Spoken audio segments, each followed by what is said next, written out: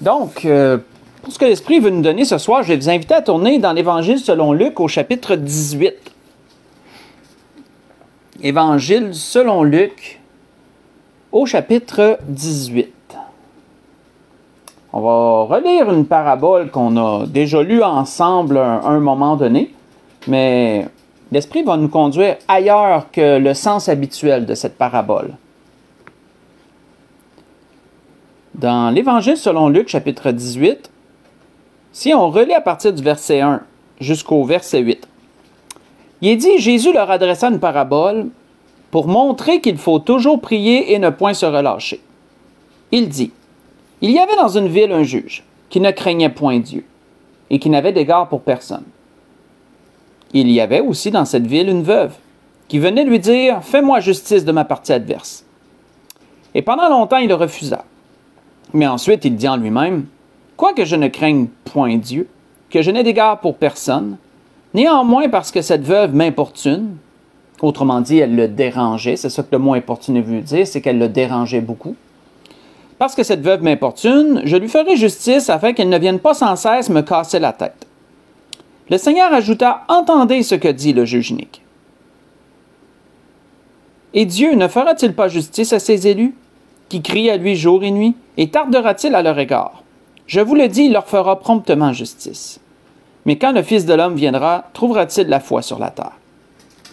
On va arrêter ici.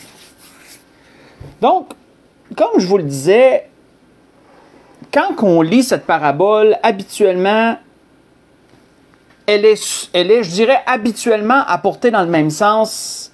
Elle est un modèle de persévérance dans la prière. Puisque Jésus dit au début que cette parabole a été dite pour montrer qu'il faut toujours prier. Donc, habituellement, on l'entend dans ce sens-là. Hein? Cette parabole est synonyme de persévérance. Elle démontre de la part de cette veuve un effort soutenu, un effort continu, jusqu'à l'obtention de la bénédiction.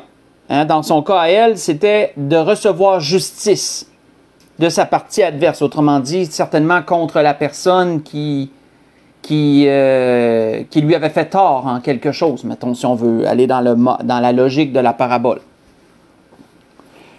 Mais comment c'est possible de persévérer dans quelque chose? Comment c'est possible de mettre un effort soutenu dans quelque chose et de continuer dans cette chose en question?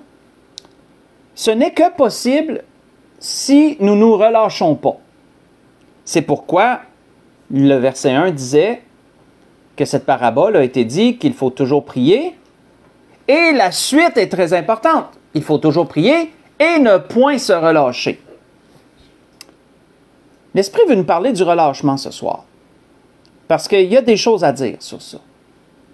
Quand on regarde ce mot, qu'est-ce qu'on entend par relâchement? Quand on regarde le mot relâcher, qui est mentionné ici, le mot grec pour définir ce mot, c'est ekakeo. Ekakeo qui veut dire être sans vigueur, abattu, sans courage, épuisé, lassé.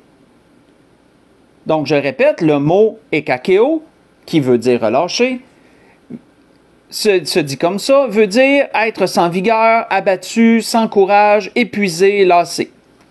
Autrement dit, quand on regarde ce que ce mot veut dire, la racine de ce mot, ça laisse une idée. L'idée derrière le mot, c'est qu'il y a une diminution des efforts.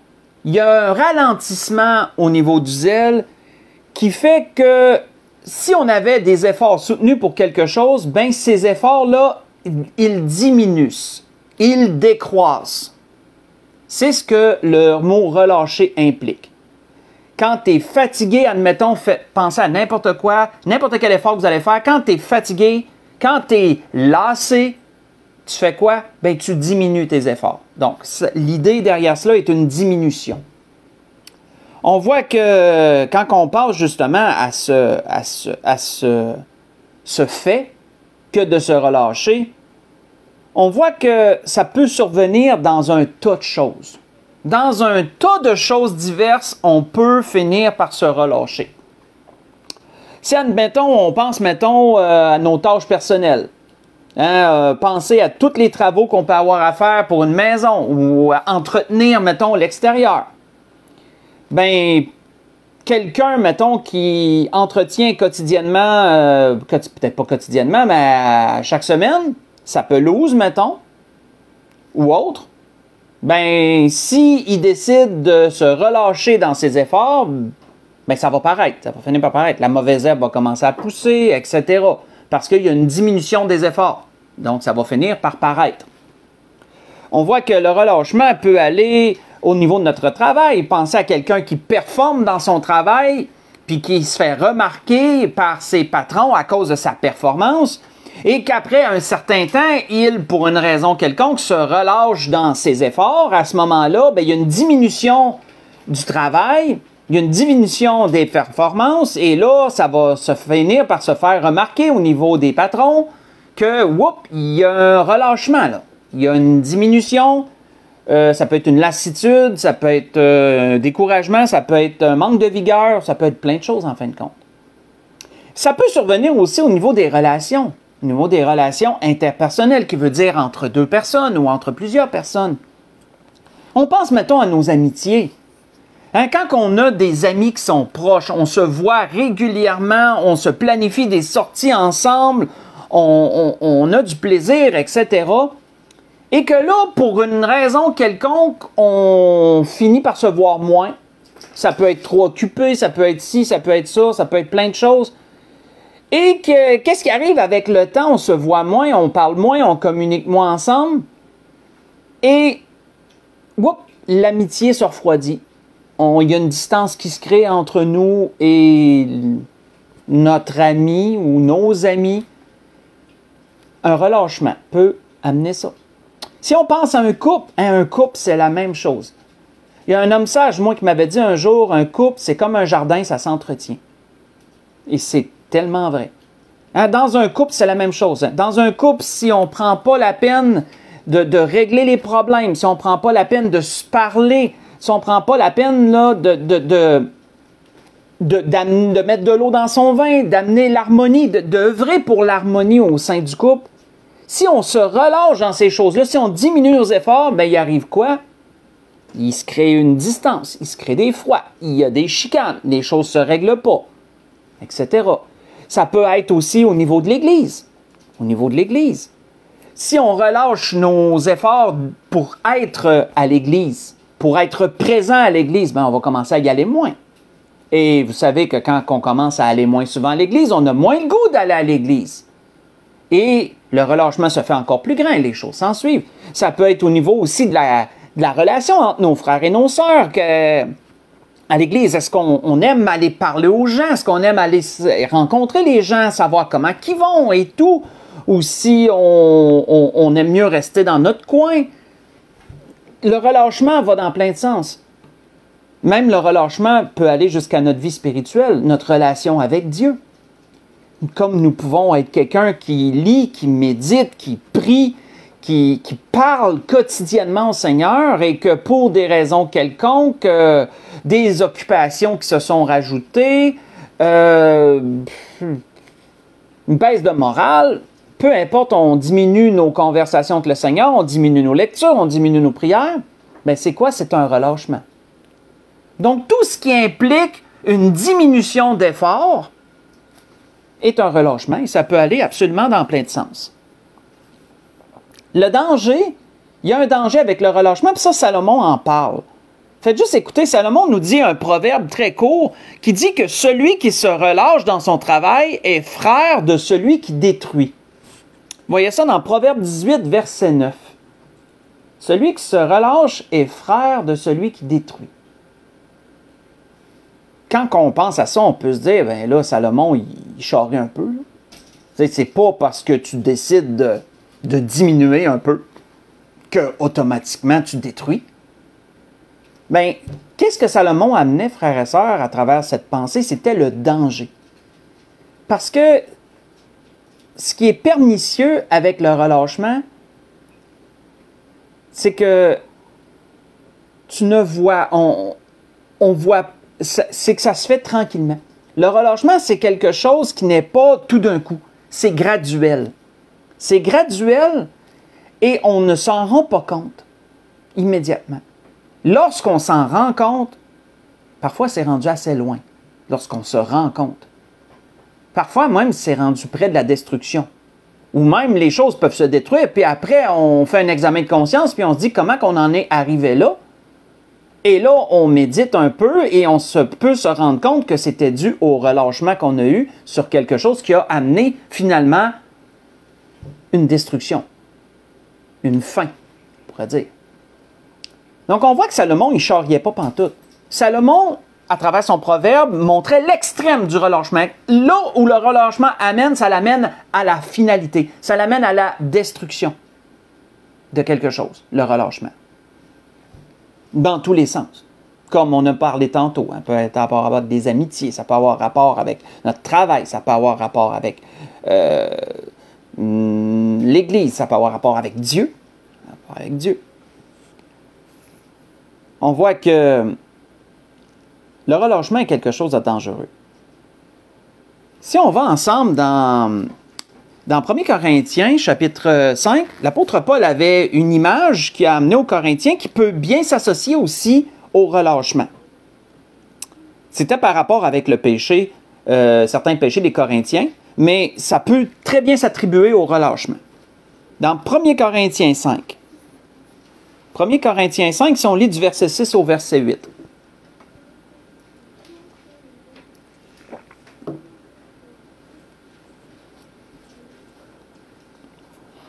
1 Corinthiens 5, verset 6 au verset 8, l'apôtre Paul disait « C'est bien à tort que vous vous glorifiez. Ne savez-vous pas qu'un peu de levain fait lever toute la pâte? Faites disparaître le vieux levain afin que vous soyez une pâte nouvelle, puisque vous êtes sans levain. Car Christ, notre Pâque, a été immolé. Célébrons donc la fête non avec du vieux levain, non avec un levain de malice et de méchanceté, mais avec les pains sans levain de la pureté et de la vérité. » Comme on sait, l'apôtre Paul amenait ce contexte-là, il amenait cette image-là pour montrer aux Corinthiens que certains péchés qu'ils gardaient dans leur vie, certaines choses qu'ils laissaient, allaient éventuellement amener à pire. C'était pourquoi il disait « Ne savez-vous pas qu'un peu de levain fait lever toute la pâte? » L'image, elle est claire. Vous savez que pour ceux qui font des pains maison, vous savez que ça n'en prend pas beaucoup. Une pincée, bien mêlée, et ensuite, c'est le procédé chimique qui se déclenche et le pain finit par lever. Mais c'est un peu la même chose aussi avec le relâchement. Hein, on pourrait même dire, ne savez-vous pas qu'un peu de relâchement mène à beaucoup de relâchement? Mène, autrement dit, comme Salomon disait, peut mener finalement à une destruction de quelque chose. Pourquoi? Parce qu'il y a un effet entre-temps. Quand le relâchement commence, il y a un effet d'entraînement qui se fait. Il peut y avoir de la dégradation, excusez-moi, une détérioration à différents niveaux, relations ou autres. Et ça peut mener finalement à un résultat qui est triste, désastreux, on pourrait dire. Donc, cette pensée-là de l'apôtre Paul, elle est vraie, parce que comme je le mentionnais, le relâchement, ce n'est pas quelque chose que tu vois immédiatement. Ses effets ne sont pas immédiats. Et ça, c'est une faiblesse qu'on a en tant qu'être humain. C'est que si on ne voit pas immédiatement une grosse différence, c'est comme s'il ne se passait rien. On ne voit pas, ou peu, je dis peu, de personnes peuvent voir tous ces petits signes, ces petites choses-là, qui fait qu'on voit qu'il y a une tendance qui amène quelque part. On manque beaucoup dans ce sens-là, en tant qu'être humain. On manque beaucoup. Quand ça nous frappe aux yeux, là, ça nous saute aux yeux, là, on se dit « Wow! OK, on est là, on est rendu là, là. » Mais on ne voit pas le processus ça amené là. Et ça, c'est un mal grave qu'on a en tant qu'être humain. Quand on pense à nos vies spirituelles, on peut se dire, moi quand l'Esprit me montrait ça, je me disais, OK, Seigneur, sur quoi on ne doit pas se relâcher d'abord? Parce que oui, il est clair que si l'Esprit nous parle de ça, c'est dans un sens qu'on doit veiller à ne pas se relâcher. Mais sur quoi? je veux dire, sur quoi qu'on devrait se baser? Parce que ça nous prend quand même des exemples, ça nous prend quand même un fondement, là, quelque chose sur quoi regarder. Faites juste écouter, l'Esprit m'a amené à un endroit où je ne pensais pas, mais ça nous donne des bases et ça couvre large. On pourrait dire que ça couvre toute la vie chrétienne en fin de compte. Deux choses. Qu'est-ce que le Seigneur a dit un jour suite à une question? Le Seigneur a donné deux bases suite à une question. Et ces deux bases-là peuvent être aussi utilisées au niveau du relâchement. On voit qu'il nous est dit qu'un pharisien, un docteur de la loi, excusez-moi, a posé une question au Seigneur un jour pour l'éprouver. Et voici ce qu'il lui a dit. « Maître, quel est le plus grand commandement de la loi? » Et Jésus lui répondit, « Tu aimeras de tout ton cœur, de toute ton âme, tu aimeras Dieu, tu aimeras le Seigneur ton Dieu, de tout ton cœur, de toute ton âme et de toute ta pensée. C'est le premier, le plus grand commandement, et voici le second qui lui est semblable, tu aimeras ton prochain comme toi-même. De ces deux commandements dépendent toute la loi et les prophètes, disait le Seigneur. » Vous voyez ça dans Matthieu chapitre 22. J'ai lu du verset 34 au verset 40. C'est deux choses, frères et sœurs. Tu aimeras ton Dieu, premièrement. Tu aimeras ton prochain comme toi-même. C'était la réponse que l'Esprit me donnait lorsque je lui ai posé la question. Quelles sont les bases sur lesquelles on ne devrait pas se lâcher? L'Esprit m'a amené là. Ces deux choses sont deux bases, si on veut avoir des bases, justement, sont deux bases sur lesquelles on ne doit pas se relâcher. L'amour envers notre Dieu, l'amour envers notre prochain. Qu'est-ce que ça implique, ça? Si on regarde premièrement envers le prochain, on va aller ensemble dans Romains chapitre 12. Il y a un endroit que l'apôtre Paul, où l'apôtre Paul en parle aux Romains, qui couvre large. Je dirais que ça couvre beaucoup de la vie chrétienne. Et ce sont des bons points en rapport avec notre prochain sur lesquels on ne doit pas se relâcher. Parce qu'on a besoin d'exemples. On ne peut pas juste nous lâcher dans le champ comme ça et dire relâche-toi pas. Ben oui, mais sur quoi? L'Esprit nous donne ce soir des pistes. Donc, deux bases. Tu aimeras ton Dieu, tu aimeras ton prochain. Deux bases sur lesquelles ne pas se relâcher. Quand on pense à nos relations interpersonnelles, ben ça vient rejoindre ça aussi, notre prochain. Dans Romains chapitre 12, si on lit à partir du verset 9, on va faire un peu de lecture, parce que j'essayais de le diviser, puis je me disais, OK, où je commence, où j'arrête, puis en fin de compte, ça fait tout un pain, ça. C'est comme un bon mouton qu'on doit garder ensemble. Donc, on voit que l'apôtre Paul disait, que l'amour soit sans hypocrisie. Ayez le mal en horreur, attachez-vous fortement au bien. Par amour fraternel, soyez pleins d'affection les uns pour les autres. Et par honneur, usez de prévenance réciproque. Hein, jusqu'à présent, là, dans notre tête, là, répétons-nous-le. À chacun des points qu'on lit, il ne faut pas se relâcher. Il ne faut pas se relâcher sur l'amour. Il ne faut pas se relâcher sur la sincérité. C'est pour ça qu'il disait que votre amour soit sans hypocrisie.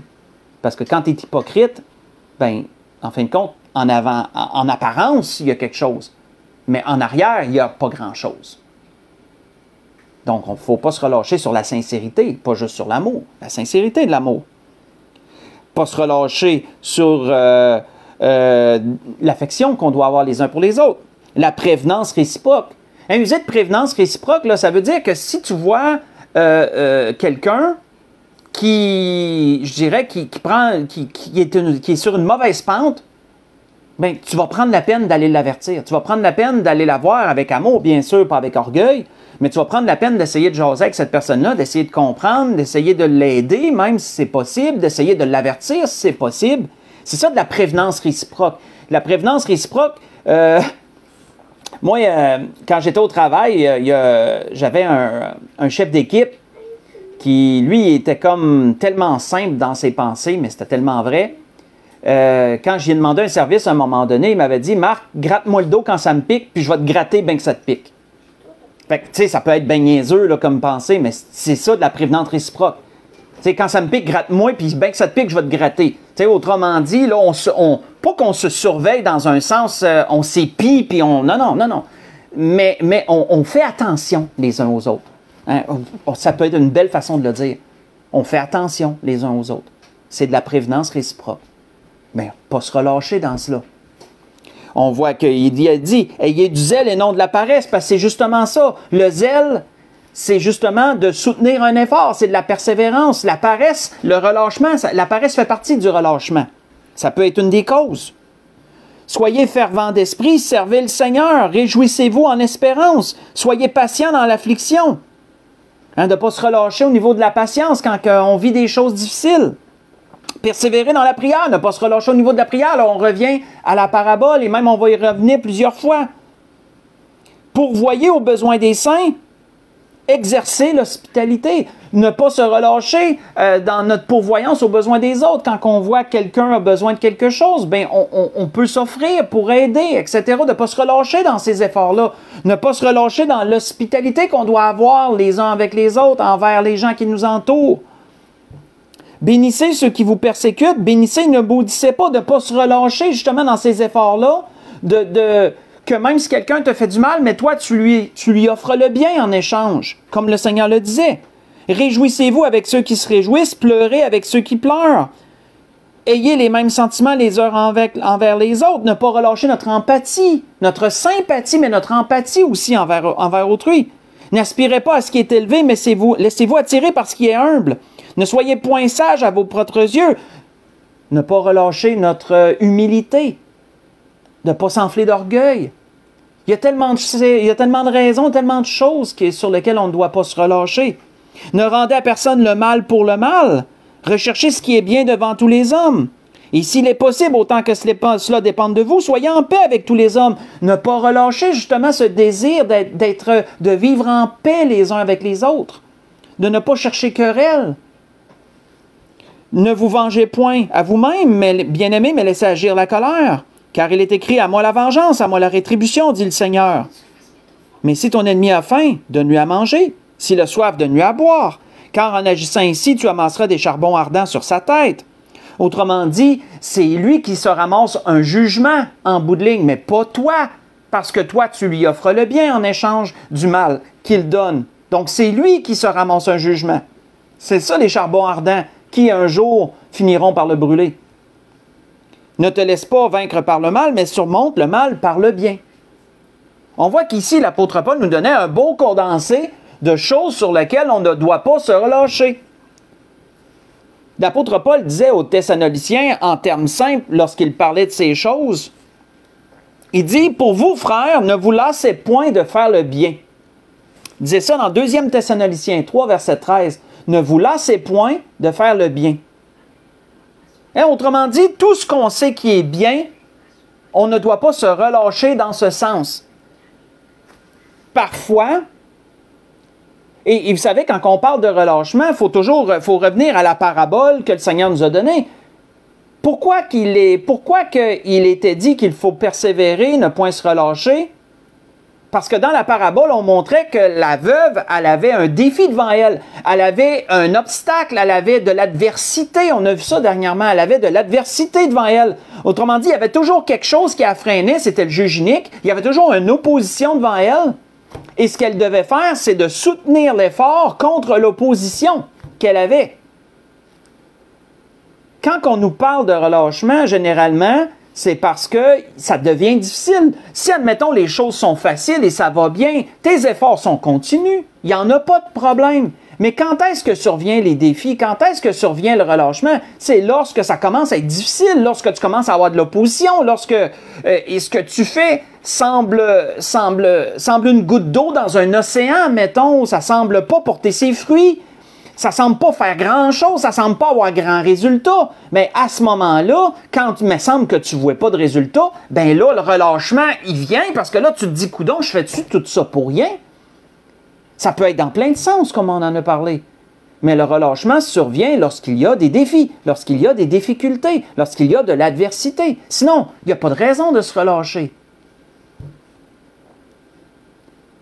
Si l'apôtre Paul disait aux Thessaloniciens, ne vous lassez point de faire le bien, c'était en sens direct par rapport à ça. Pourquoi qu'il leur disait ça aux Thessaloniciens, Paul? Bien, c'est parce qu'il y en a qui vivaient dans le désordre. J'en ai parlé d'ailleurs dernièrement. Il y en a qui vivaient dans le désordre. Et regardez les gens aux côtés qui vivent dans le désordre, ben ça pouvait, me semble, ça pouvait te relâcher toi-même de vivre dans l'ordre, hein, de faire ce qui doit être fait. Parce que tu te dis, ben moi, je fais tous mes efforts, mais l'autre au côté, il ne fout pas grand-chose. Et ça donne pas l'envie de continuer ça. Et vous savez, c'est parfois ça va dans ce sens-là. Hein. Dans plein de choses, ça peut aller dans ce sens-là, où que toi, tu fais des efforts, mettons, pour telle et telle affaire, et surtout quand tu es en groupe, surtout quand on est en groupe, toi, tu fais plein d'efforts, d'autres font plein d'efforts, mais il y en a qui font pas d'efforts, et là, tu te dis, tu sais, tu regardes les gens qui font pas d'efforts, et ça me semble que ça te décourage, ça te ralentit, me semble que ça veut te ralentir, tu veux te relâcher, parce que tu te dis, tu sais, et pourtant, l'apôtre Paul disait aux Thessaloniciens, non, ne vous lassez point de faire le bien. Il disait, ceux qui vivent dans le désordre, là, n'ayez pas de communication avec eux autres pour qu'ils en éprouvent de la honte. Traitez-les pas comme des ennemis, par exemple, mais avertissez-les comme des frères. Mais pour toi, continue à faire le bien. Ne te lasse pas, ne te relâche pas de faire le bien. Ça, on voit que c'est par rapport à nos relations interpersonnelles, dans tous les sens, comme on a mentionné tantôt. Que ce soit dans nos amitiés, que ce soit dans notre couple, très important. En tant qu'Église, combien important l'Église du Seigneur. Dans notre relation, bien sûr, avec Dieu, et c'est là, bien sûr, je pense que vous vous en doutiez, c'est là qu'on s'en va. Parce que dans tous les sens, le relâchement, souvenons-nous ce que Salomon dit. Celui qui se relâche est frère de celui qui détruit, à cause de la finalité où ça l'amène. Mais envers Dieu, combien est-ce triste envers Dieu quand on se relâche? Qu'est-ce qui est dit dans la parole? Ça, c'est un endroit qu'on connaît bien, mais il s'apprête exactement à ça dans l'Apocalypse. Si vous voulez tourner avec moi, dans l'Apocalypse au chapitre 2. Apocalypse au chapitre 2.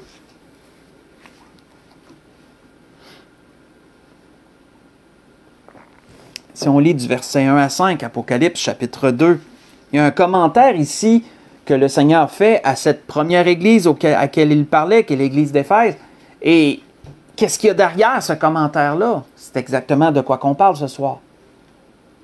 On voit qu'il est dit dans Apocalypse chapitre 2, verset 1 à 5, « Écrit à l'ange de l'église d'Éphèse », on sait que c'est le Seigneur qui parle, « Voici ce que dit celui qui tient les 7 étoiles dans sa main droite, celui qui marche au milieu des 7 chandeliers d'or. Je connais tes œuvres, ton travail, ta persévérance. Je sais que tu ne peux supporter les méchants, que tu as éprouvé ceux qui se disent apôtres et qui ne le sont pas, et que tu les as trouvés menteurs, que tu as de la persévérance, que tu as souffert à cause de mon nom, et que tu ne t'es point lassé. Mais ce que j'ai contre toi, c'est que tu as abandonné ton premier amour. Souviens-toi donc d'où tu es tombé, repens-toi et pratique tes premières œuvres. Sinon, je viendrai à toi et j'ôterai ton chandelier de sa place, à moins que tu ne te repentes. » On va arrêter ici. Vous savez ce qui est particulier à propos de ce que l'apôtre Paul disait? Ah bien, excusez-moi, j'ai dit l'apôtre Paul, c'est pas ça pantoute. De ce que notre Seigneur disait à cette église. Il lui disait, tu as de la persévérance et tu t'es pas lassé. Donc là, on peut se dire, ben, ça n'a sûrement pas rapport avec ce qu'on parle à soir. Hein? Et pourtant, il lui parle qu'elle a abandonné son premier amour. Mais le mot abandonner, l'avez-vous déjà cherché? Le mot abandonner vient du grec aphiemi, qui veut dire laisser aller. Laisser aller, laisser faire, négliger, quitter, déserter, laisser à l'abandon. C'est ça que ça veut dire le mot abandonner. Ben, du moins la racine grecque, c'est ce qu'elle voulait dire. Aphiemi. Et je le répète la définition. Laisser aller quelque chose. Laisser faire quelque chose. Négliger quelque chose. Quitter quelque chose. Déserter. Laisser à l'abandon. Mais c'est quoi ça? En arrière de cette description, je pense qu'on peut clairement voir le relâchement.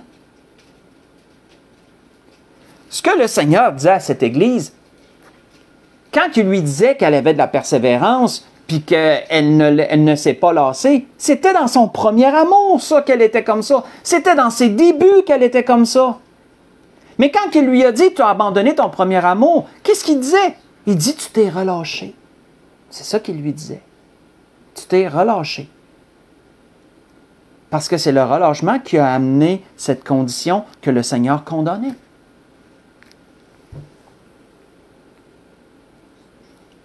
Vous savez, quand on prend le temps de regarder la parabole d'introduction, la parabole de la veuve et du juge inique, une parabole que très souvent on applique à la persévérance dans la prière, et on arrête ça là, on se dit que cette parabole-là est un modèle, est un enseignement pour nous dire qu'on doit persévérer dans la prière jusqu'à ce qu'on obtienne ce qu'on veut. Non, frères et sœurs. Oui, mais non. Oui, le Seigneur a écrit cela dans ce sens, mais il y avait une autre pensée aussi de la part du Seigneur, puis c'est exactement ce deuxième point. Il y avait la pensée de la relation avec Dieu. Pourquoi? Parce qu'à la fin, il est dit quoi? À la fin, il est dit que lorsque le Seigneur va revenir, trouvera-t-il de la foi lorsqu'il va revenir sur la terre? C'était la fin de la parabole du juge inique et de la veuve. C'était la morale à la fin. Est-ce que cette parabole était uniquement par rapport à la prière et à la persévérance dans la prière? Non. La finalité était le relâchement. Parce qu'il est dit, sans se relâcher, il est dit, il faut toujours prier sans se relâcher. Mais à la fin, lorsque le Seigneur dit, trouverai-je de la foi lorsque je vais revenir sur la terre, lorsque je vais venir établir mon royaume, dans quelles conditions je vais trouver les gens? Si le Seigneur se pose la question s'il va avoir encore de la foi, ça se pourrait-tu qu'il y ait eu du relâchement qui fait que le Seigneur se demande s'il va en trouver?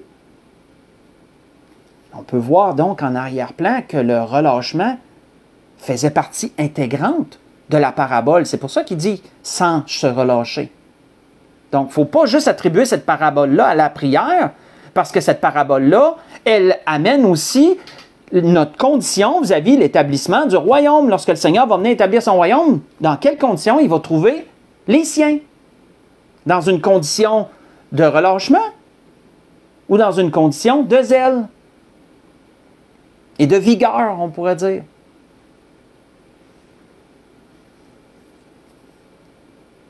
Celui qui va avoir persévéré, le Seigneur va le trouver dans une condition de persévérance. Celui qui va s'être relâché, le Seigneur va le trouver dans une situation de relâchement, on pourrait dire. Parce que, souvenons-nous, qu'est-ce qui fait qu'on se relâche? C'est les difficultés. Hein? C'est de l'opposition, c'est lorsqu'il y a une force contraire, c'est là que c'est dangereux que toi, tu diminues tes efforts. S'il n'y a pas de force contraire et que tu peux librement avancer, généralement, il n'y a pas de relâchement, généralement. Mais lorsque la force est contraire et que tu dois soutenir un effort, à ce moment-là, à un moment donné, tu peux te lasser. Hein? Tu peux être fatigué, tu peux te décourager, tu peux différentes choses. Et on se relâche. Et comme vous le savez, la parole nous en parle. Dans les temps où on n'a pas fini d'avoir des difficultés. On n'a pas fini de voir de l'adversité. L'ennemi en a en réserve des choses pour produire cette difficulté, pour produire ces tentations, pour produire toutes ces choses qui font que être chrétien, puis, je veux dire, demeurer droit dans les voies du Seigneur va demander des efforts soutenus, des efforts moraux, et des efforts physiques aussi, de tout genre. Et donc, le relâchement est d'actualité, bien sûr. Mais dans toutes ces choses, le Seigneur, par son esprit, ne veut pas nous décourager. Là. Il ne nous a pas dit ça jusqu'à présent dans tout ce qu'on a vu pour nous dire, ben c'est ça. Non, on a des recours. On a des recours. Si on voit qu'on est fatigué, si on se sent fatigué, si on se sent relâché, puis qu'on est épuisé, on est lassé ou autre, puis qu'on se dit qu'est-ce que je pourrais bien faire? Mais le Seigneur a quelque chose en réserve pour nous. Et ça, vous l'avez déjà entendu, mais c'est toujours bon de se le faire dire parce que c'est la vérité. On voit qu'Ésaïe, le prophète, avait dit ceci à propos de Dieu. Il dit, « Il donne de la force à celui qui est fatigué. Il augmente la vigueur de celui qui tombe en défaillance. Les adolescents se fatiguent et se lassent, et les jeunes hommes chancellent. Mais ceux qui se confient en l'Éternel renouvellent leur force. Ils prennent leur envol comme les aigles, ils courent et ne se lassent point, ils marchent et ne se fatiguent point. Donc, c'est quoi ça veut dire, ça? Ce que je vous ai lu en passant, c'est Isaïe 40, verset 29 au verset 31. Ça devrait être des versets qu'on apprenne par cœur, ça. Savoir dans notre base de données, je dirais psychologique, capable de s'y référer. Mais ça veut dire quoi? Ça veut dire que celui qui véritablement va chercher son appui en Dieu, qui se confie en Dieu, mais Dieu va renouveler ses forces. Autrement dit, il va regagner de la vigueur spirituelle et il ne se relâchera pas. Au contraire, il va se régaillardir. Et c'est ça qu'on a besoin. On est dans des temps où on a à se confier en Dieu. Puis vous savez, personne ne peut le faire à notre place. Personne ne peut faire ça à notre place. C'est à nous. C'est à nous de se confier en Dieu pour renouveler nos forces. Je sais que ça paraît facile à dire. Je sais que ça peut sembler banal, mais non. Parce qu'on a à lutter chacun soi-même dans notre relation avec Dieu. On a à lutter contre le péché, on a à lutter contre le découragement, on a à lutter contre un tas d'adversités, un tas de choses. On a à lutter contre le relâchement dans notre relation avec Dieu. Et personne ne peut lutter à notre place dans cette lutte, dans ce combat-là. Personne ne peut le faire à notre place. Chacun combat pour lui-même. On peut encourager les gens qui nous entourent, on peut encourager nos frères dans le Seigneur, mais personne ne peut lutter à notre place. Personne ne peut faire ces choses dans notre place. C'est nous vis-à-vis de Dieu. Et on a tout à notre portée. Tout est là. Viens puis prends. C'est ça que le Seigneur dit, somme toute. Viens et prends ce que je peux te donner, ce que je veux te donner, en fin de compte. Et c'était ça que l'Esprit voulait nous dire ce soir. Parce que si on se sent relâché, si on sent qu'on est dans le relâchement, bien, prions le Seigneur qui renouvelle nos forces. Prions le Seigneur qui renouvelle notre intelligence. Prions le Seigneur qui renouvelle notre cœur. Prions le Seigneur qui éloigne de nous ce relâchement-là, qui produise en nous cette énergie spirituelle, ce désir de se rapprocher de lui, de lire, de méditer, de prier. Tu sais, que le Seigneur nous outille dans ce sens-là. Parce que, comme je vous disais, la parabole de la veuve et du juge inique, arrêtons de penser que c'est simplement pour persévérer dans la prière, parce que malheureusement, on prend tellement souvent cette parabole-là comme un exemple de dire, ben moi, je veux quelque chose, je vais prier jusqu'à temps que je l'aie. Ce n'est pas que ça. Ce n'est pas que ça.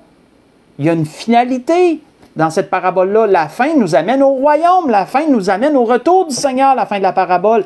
Dans l'explication du Seigneur, ça nous amène au retour du Seigneur. Donc, on voit que cette parabole-là a une portée beaucoup plus longue que juste cette vie temporelle. Elle a une portée jusqu'au retour du Seigneur et l'établissement du royaume.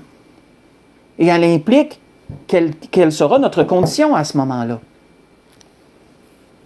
Et c'était ça que l'Esprit voulait nous dire ce soir. Il voulait nous amener à l'idée ce soir. En nous faisant faire un cheminement pour nous aider à comprendre les dangers du relâchement et tout ce que ça implique. Et on a vu deux bases sur lesquelles on ne doit pas se relâcher. Notre amour envers Dieu, premièrement, mais l'amour envers notre prochain aussi, deuxièmement. Et en cela, qu'est-ce qu'on couvre? On couvre tout, comme le Seigneur l'a dit. Tu couvres toute la loi et les prophètes. Pour conclure ce que l'Esprit a voulu nous dire ce soir sur cela, un beau rappel dans Hébreux chapitre 6, si vous voulez tourner avec moi, on va conclure là, et ça nous donne en même temps un beau rappel. Dans Hébreux au chapitre 6, si on lit le verset 11 et 12, ben, on peut lire à partir du verset 9. Verset 9 à 12. Hébreux chapitre 6, verset 9 à 12. On voit que l'auteur dit « Quoique nous parlions ainsi, bien-aimés, nous attendons, pour ce qui vous concerne, des choses meilleures et favorables au salut. Car Dieu n'est pas injuste pour oublier votre travail et l'amour que vous avez montré pour son nom. Le Seigneur saura rétribuer, frères et sœurs, nos efforts. Le Seigneur saura rétribuer tous nos efforts, tout ce qu'on va avoir fait par amour pour lui. Et ça va dans tellement de sens. Là. Je ne voudrais pas repartir là-dedans parce que c'est un autre message, là, juste ça. Là. mais ça va dans tellement de sens. Ce qu'on fait pour lui, ce qu'on s'abstient par amour pour lui. Tous ces efforts-là qu'on met dans un sens ou dans l'autre sens sont toutes des choses que le Seigneur n'oubliera pas un jour. Il n'oubliera pas notre travail, il n'oubliera pas notre amour pour lui. Ayant rendu et rendant encore des services aux saints. Et n'oublions pas que c'est même à travers nos frères et nos sœurs. Parce que le Seigneur dit, si tu donnes un verre d'eau au plus petit d'entre mes frères, c'est à moi que tu le donnes. Donc si tu ne te relâches pas envers ton prochain, envers surtout tes frères et sœurs dans la foi, bien, ça te paye en bout de ligne parce que c'est à Dieu que tu l'as fait. C'est comme le Seigneur le dit, si tu le fais au plus petit des miens, c'est à moi que tu le fais. Donc en bout de ligne, ça revient à ça aussi, ce que l'auteur disait ici. Il dit, nous désirons que chacun de vous montre le même zèle pour conserver jusqu'à la fin une pleine espérance en sorte que vous ne vous relâchiez point et que vous imitiez ceux qui, par la foi et la persévérance, héritent des promesses. La bénédiction présente et à venir sera proportionnelle à notre persévérance. Et je dirais que le Seigneur va nous rétribuer également selon notre relâchement présent.